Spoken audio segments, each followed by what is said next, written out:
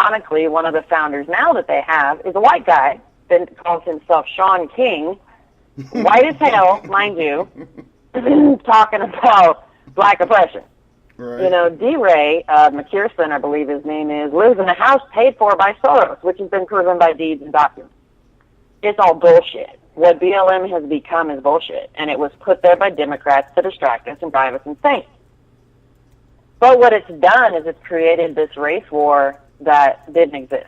Now, yes, there's racism alive and well in this country, just like everywhere else. There always will be that asshole that has to be a complete racist. Yep. On all sides. Yep. But these are the kind of things that I keep seeing. You know, there's a story of and God forgive me if I get her name wrong, Centoya Brown. Now, she was abducted and made a child sex slave here in the United States when she was 16. The gentleman she was given to that paid for her for the night, I guess, I'm not sure, he had a house full of guns, and she was terrified of him, and she shot and killed him in 2004. When she was picked up, they arrested her, charged her, and convicted her for his murder, and she is sentenced to life in prison. She won't get out until she's 69, I believe it was. Damn. I believe it's 69. Right. Now, the kicker about all this, not really the kicker, but what nobody wants to mention in these articles, because this time it makes a difference, is she is an ethnic young lady. I don't know what her parents are. She's lighter skinned, but I do believe she's black. But what people aren't adding to these articles about this poor girl who shouldn't be anywhere near jail, first of all, for what she did. I mean, she had to protect herself. Right. Everybody's coming out now, all these years later, wanting to defend her. But it goes to a point that nobody wants to make. Sex trafficking in America has gotten to an all-time high, and everybody knows this. What they don't know is that depending on which area, 40 to 70% of the victims of sex trafficking are black, Hispanic, you know, Chinese, whatever.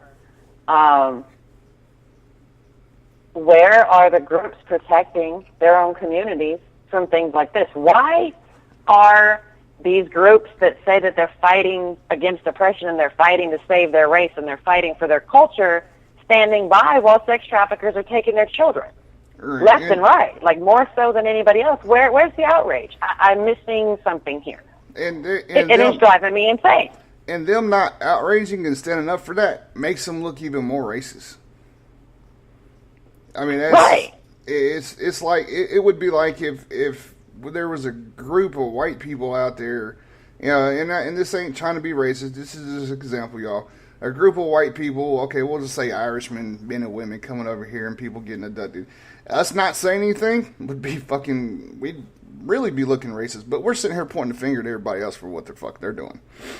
You know, like BLM and shit like that. Yeah, I completely agree. Where is the group? Why isn't BLM sticking up for people like this? You know, why aren't they flying or somebody? Where's their group? Where's, you know, I mean, even the social activism against sex trafficking for the minority groups? Where are they at? Exactly. And it's sickening.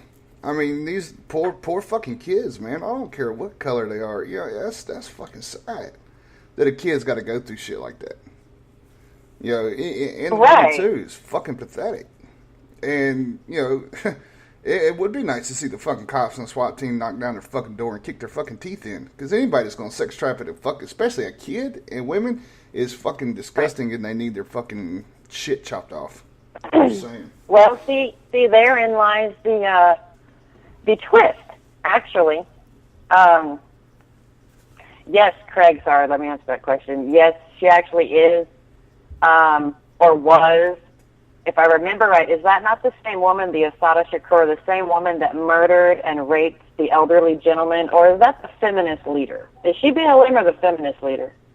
I want to say she's the feminist leader, not that name. There's a woman who raped and murdered an elderly gentleman years ago, and they made her one of the leaders of the new women's movement, along with the Muslim lady who supports Sharia. So that's not clear at all. Yeah, but I do believe one of the BLM founders, not founders, but one of their leaders now, they just actually found out that she kept 100% of the donations given for BLM, and she lives in a multi-million-dollar mansion right now because of that. So yeah, that's ironic too. Why isn't the BLM kicking in her fucking door for taking her money? Yeah, right? Where's my money? Yeah, exactly. But the kicker with the whole cops getting involved with the sex trafficking and the crime in the more predominant minority areas is they can't because of what BLM has done. If an officer of any color tries to go into one of these neighborhoods and say, hey, guess what? This isn't just a crack house, it's a sex trafficking, depot, and there's 100 girls in there screaming to get out, the black community is going to rally around that house and tell that cop to get the kicking because he's a cop, not because they give a shit what he's doing. That's the sad reality of all of this. And people don't want to see that. They want to scream when crimes are committed, but then they don't want to let the people that handle those crimes come in and do anything about it.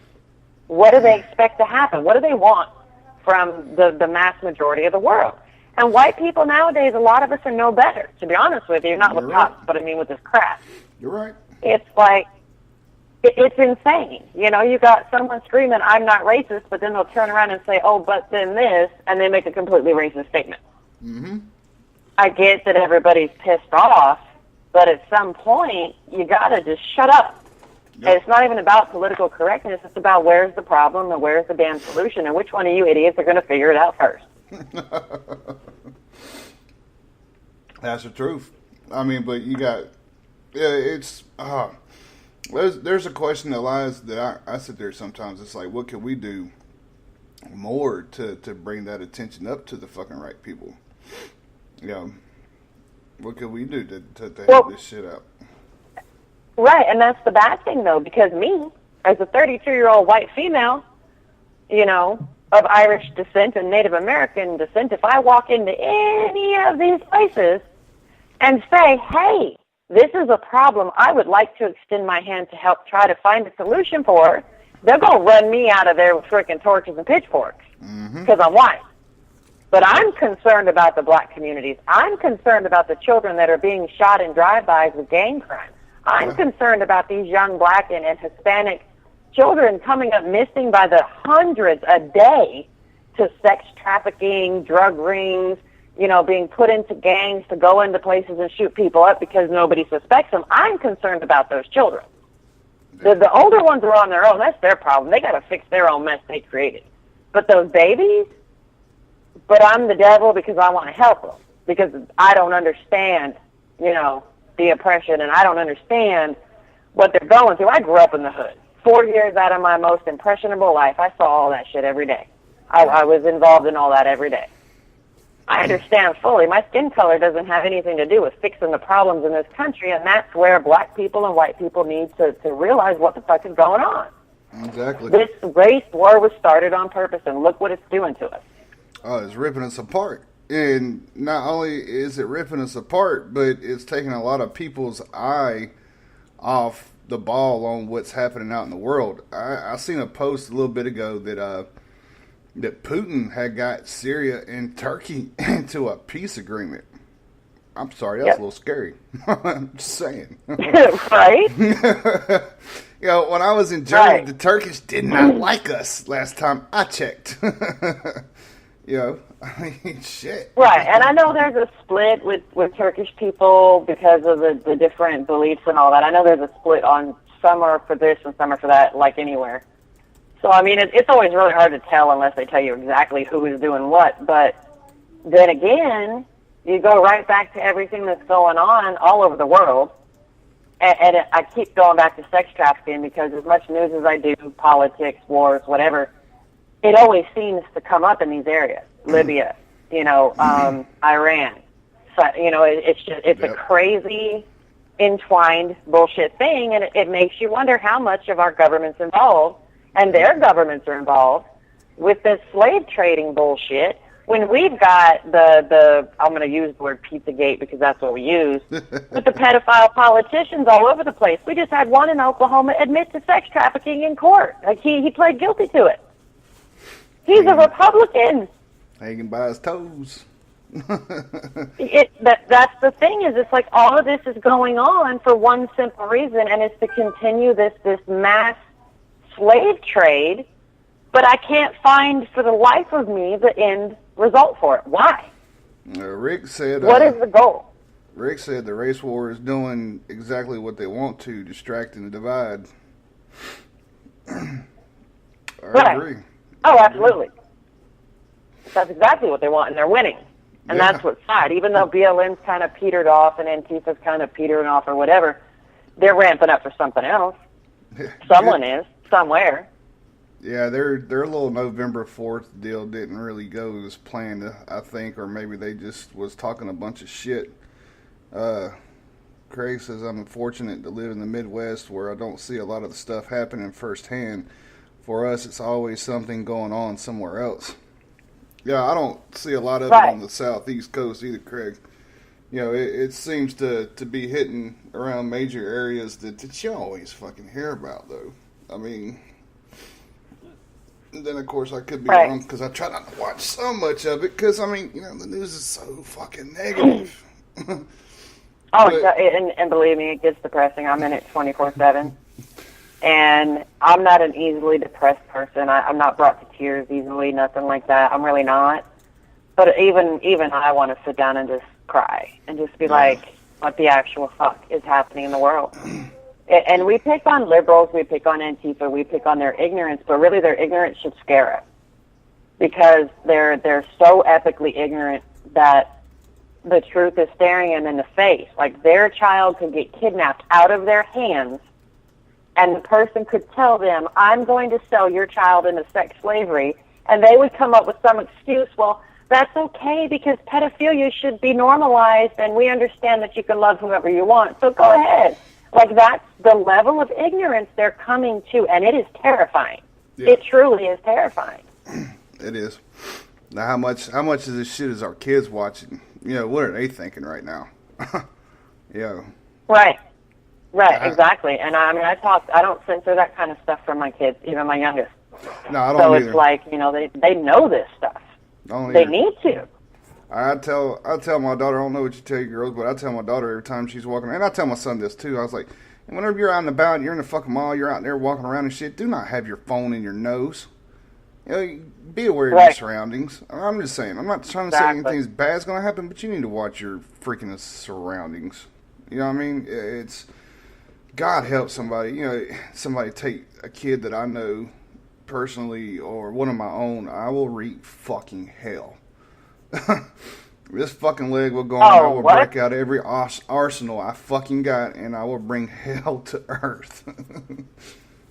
Yeah. Absolutely. It's, you know, what is that movie, Taken, with Liam Neeson? Oh, yeah. Yeah, and everybody involved, too. I will find you. Touch my kids. But, I mean, that's one reason I homeschool. Yeah.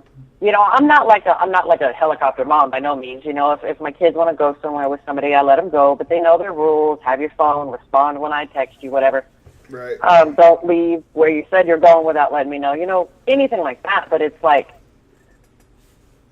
it's still, my daughter pays so much attention that we live out in the country. Yeah. And there used to be a time when it was safe to live out in the country. Right. And she has a phone, and her phone only uses Wi-Fi right now. So she'll be like, I want to go for a walk, you know, will you go for a walk with me because I can't take my phone, it don't work down the road. And I'm glad that her awareness is at that level, but at the same time, it breaks my heart, makes me want to cry every time she says it. Because I'm like, all my kid wants to do is go for a walk, and she can't if I don't go, you know, and if I'm busy or whatever. That sucks to me. Like, that is a violation of a freedom that we grew up with. And to me, that is a freedom that's being taken away, the freedom to feel safe. Just not even, 10 feet away from my house. But we live on a highway. You know, we've had a serial killer out in this area. We've had women come up missing over this was a couple years ago. But it's like, sometimes you can't even trust people you know. I'm telling you. And it's horrid. I'm telling you. And we've seen it firsthand. I mean, people we've been friends for years, just kind of, it's like something's knocked them upside the head, and they just had a dee-dee-dee moment, retard. and just, Right, and you sit back and look at these people, and you're like, what are you on? Like, what are you actually fucking smoking? I don't get it.